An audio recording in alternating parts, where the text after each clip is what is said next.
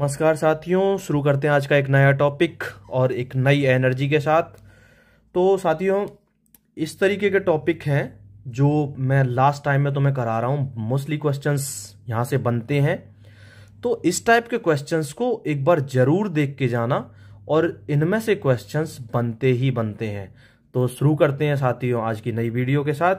और तो देखते हैं, बहुत ही महत्वपूर्ण टॉपिक में जो कराने जा रहा हूँ, इसमें से क्वेश्चन तुम्हें पक्का मिलना है। ये 100% इसमें से तुम्हें एक क्वेश्चन, एक या दो क्वेश्चन जरूर देखने को मिलेंगे। सबसे पहले क्वेश्चन है मनोसामाजिक विकास का सिद्धांत।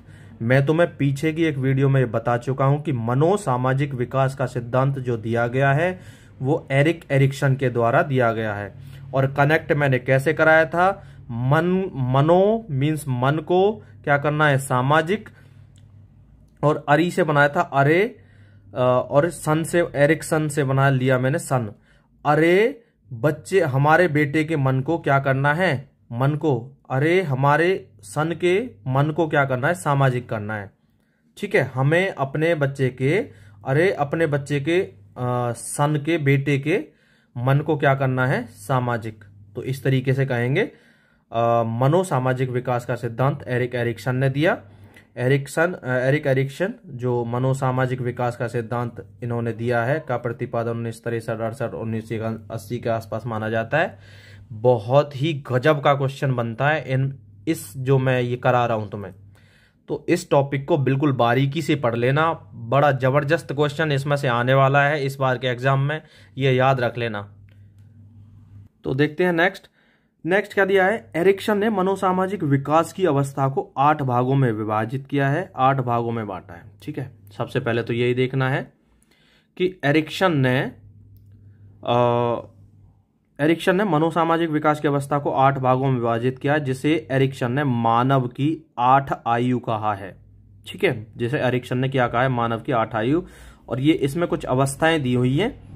ठीक है, 8 अवस्थाएं जिनको मैं तुम्हें बताने जा रहा हूं। क्वेश्चन बनता है यहां से, और एक क्वेश्चन बनता है कि मनोसामाजिक विकास का सिद्धांत किसने दिया, एरिक एरिक्सन ने दिया। मैंने ट्रिक भी तुम्हें कनेक्ट करने के लिए बता दिया है कि अरे हमें अपने सन के मन को क्या बनाना है, मनोसामाजिक बनाना है, मन को सामाजिक बनाना है।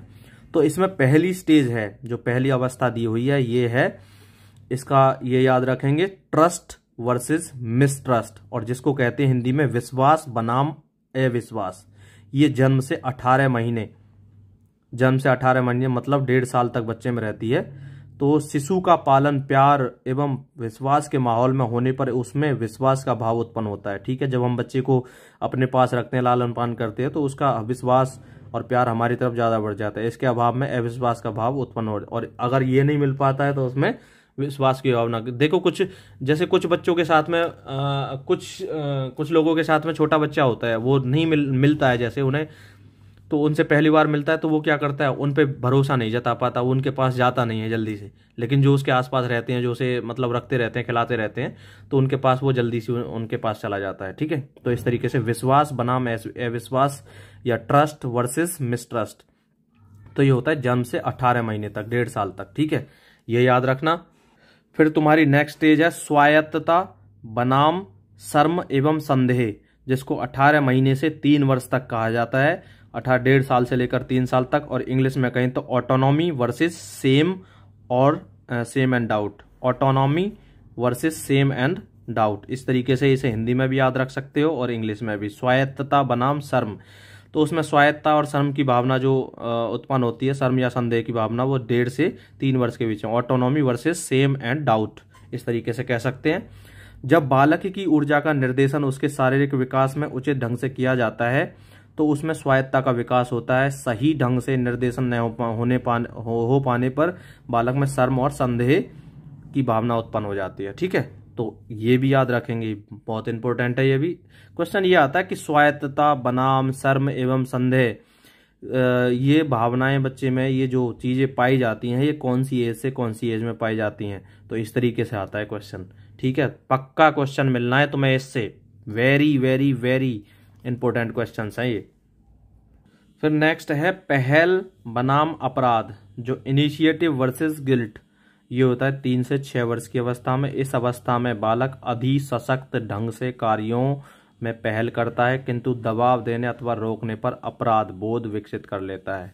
ठीक है, उसमें बच्चे में मतलब ये प्रबल भावना होती है कि वो कार्य को मतलब करने में पहल दिखाता है अपनी, लेकिन उसे डांट दिया जाए या दबाव बना दिया या रोक दिया जाए तो वो एक अपराध बोध विकसित कर लेता है अपने मन में। ठीक है, इनिशिएटिव वर्सेस गिल्ट, तो ये होता है 3 से 6 वर्ष की अवस्था में। ठीक है, देखो ये बहुत आता है, परिश्रम वर्सेस निष्कर्षता। ठीक है, तो ये होता है इंडस्ट्री वर्सेस इन्फीरियरिटी, तो ये 6 से 12 वर्ष की एज में, ये बहुत इंपॉर्टेंट है, मोस्ट इंपॉर्टेंट है, गजब का क्वेश्चन यहाँ से बनेगा जरूर।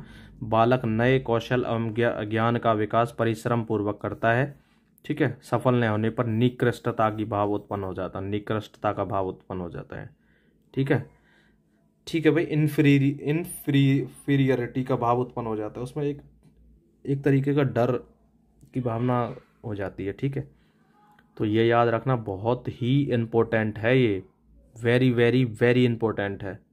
फिर नेक्स्ट क्या कहता है, पहचान बनाम भूमिका, ये 12 से 18 वर्ष की आयु में होता है। आइडेंटिटी एंड रोल कंफ्यूजन, तो स्व पहचान बनाने के लिए किशोर को विभिन्न भूमिकाओं का समन्वित करने की आवश्यकता होती है। ऐसा न कर पाने पर किशोर में भ्रम उत्पन्न हो जाता है, कंफ्यूजन क्रिएट हो जाता है। ठीक है, ठीक है भाई, तो ये भूमिका गलत लिखा है, भ्रम होना चाहिए। ठीक है, ये भ्रम होगा यहाँ पर, भूमिका गलत लिखा, पहचान बनाम भ्रम, कंफ्यूजन। ठीक है, तो ये आइडेंटिटी वर्सेस रोल कंफ्यूजन। ठीक है भाई, तो रोल कंफ्यूजन है, भूमिका भ्रम, इस तरीके से कुछ भी कह सकते हैं। ठीक है, तो ये 12 से 18 वर्ष की आयु में उसमें क्रिएट होता है। नेक्स्ट है घनिष्ठता बनाम अलगाव, जिसको कहते हैं इंटीमेसी वर्सेस आइसोलेशन, 18 से 35 वर्ष की आयु में उत्पन्न होता है।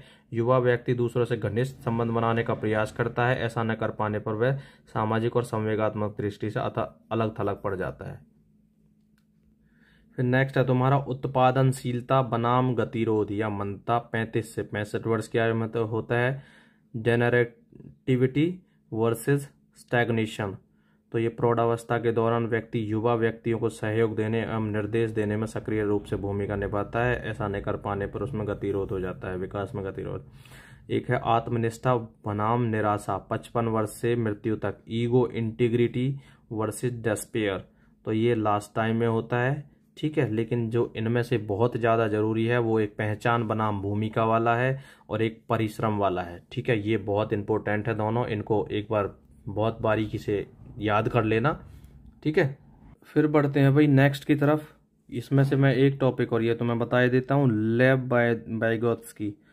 तो ये लेव वाइगोत्स्की का एक महत्वपूर्ण सिद्धांत दिया गया, सामाजिक सांस्कृतिक विकास का सिद्धांत, इस तरीके से दिया है। सोशियो कल्चरल डेवलपमेंट थ्योरी, इस तरीके से दिया हुआ है। तो इसने कुछ चीज़ें बताई हैं वाइगोत्स्की ने, ये याद रखना, ये सिद्धांत आता है, तो इस सिद्धांत को भी याद रखेंगे।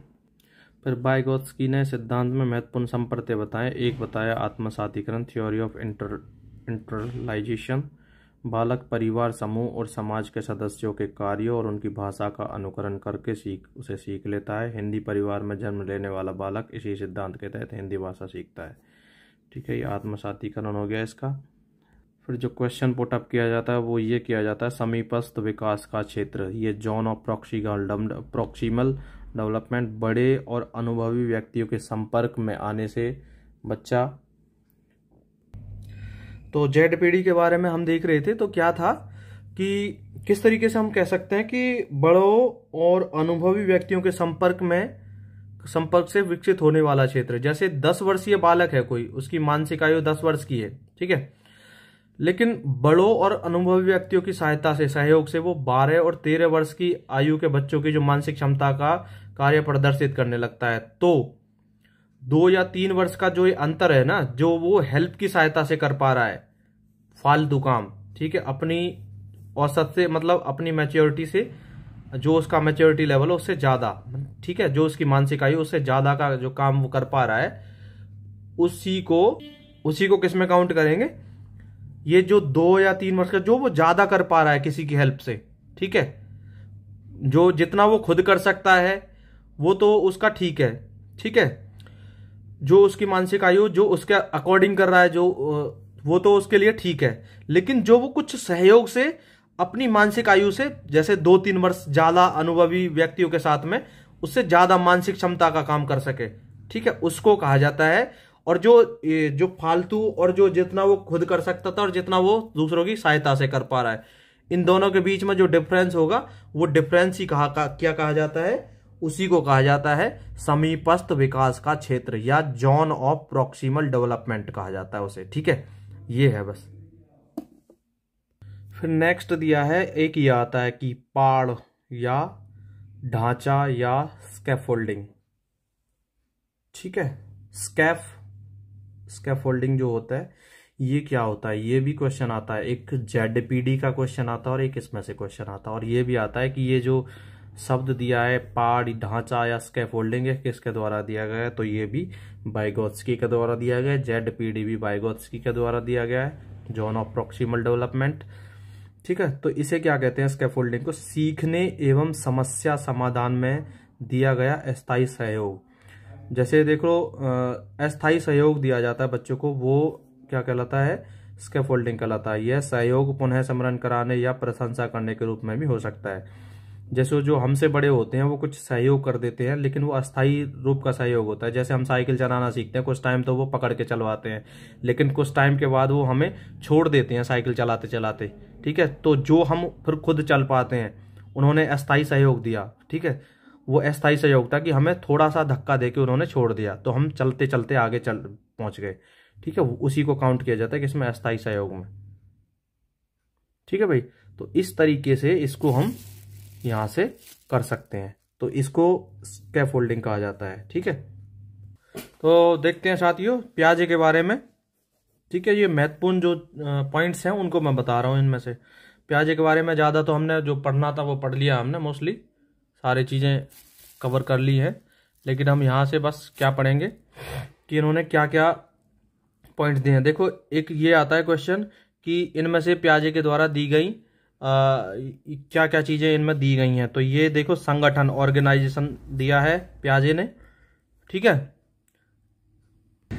फिर देखो फिर क्या दिया है, अनुकूलन के बारे में बताया, एडेप्टेशन के बारे में बताया है, ठीक है, जीन प्याजे ने।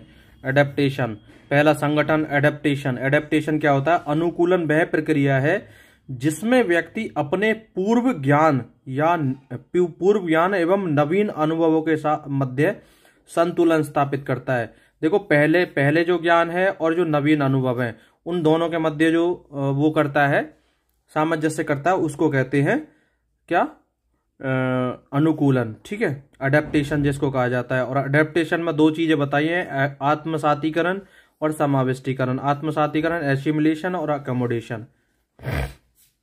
फिर तुम्हारा दिया हुआ है आत्मसातीकरण, ठीक है। आत्मसातीकरण एसिमिलेशन होता क्या है, नवीन अनुभव को पूर्ववर्ती अनुभव की सहायता से वर्तमान बौद्धिक क्षमताओं में व्यवस्थित करने से है, ठीक है। व्यवस्थित करना है नवीन अनुभव को पूर्ववर्ती अनुभव की सहायता से वर्तमान बौद्धिक क्षमताओं में व्यवस्थित करना, ठीक है, आत्मसातीकरण होगा।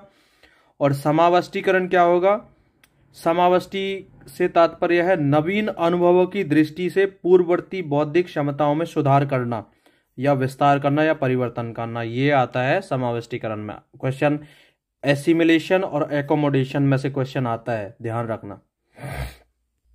फिर साम्य धारण दे रखा है, इक्विलिब्रिएशन, ऐसी प्रक्रिया जिसमें व्यक्ति किसी नई परिस्थिति के कारण उत्पन्न संज्ञानात्मक असंतुलन को दूर कर संतुलन लाने का प्रयास करता है, वो इक्विलिब्रिएशन होता है, ब्रेशन, साम्य धारण। फिर उसके बाद दिया है स्कीमा, तो ऐसी व्यक्ति की ऐसी मानसिक संरचना जिसका सामान्यकरण किया जा सकता है, वो स्कीमा होते। और लास्ट में दिया है स्कीम्स, ये क्या होता है, व्यवहारों का संगठित पैटर्न जिसे आसानी से दोहराया जा सकता है, जैसे बालक द्वारा विद्यालय के लिए तैयार होने की नित्य क्रिया, इसको स्कीम्स कहते हैं। और स्कीमा कहते हैं व्यक्ति की ऐसी मानसिक संरचना जिसका सामान्यकरण किया जा सके, ठीक है। इस तरीके से ये दिए हुए हैं। और जो ये मैं करा रहा हूं तो मैं ये नोट्स से हैं TN कॉलेज, ठीक है। तो इनमें काफ़ी अच्छा दिया हुआ है, तो इसलिए मैंने यहाँ से तुम्हें कराए।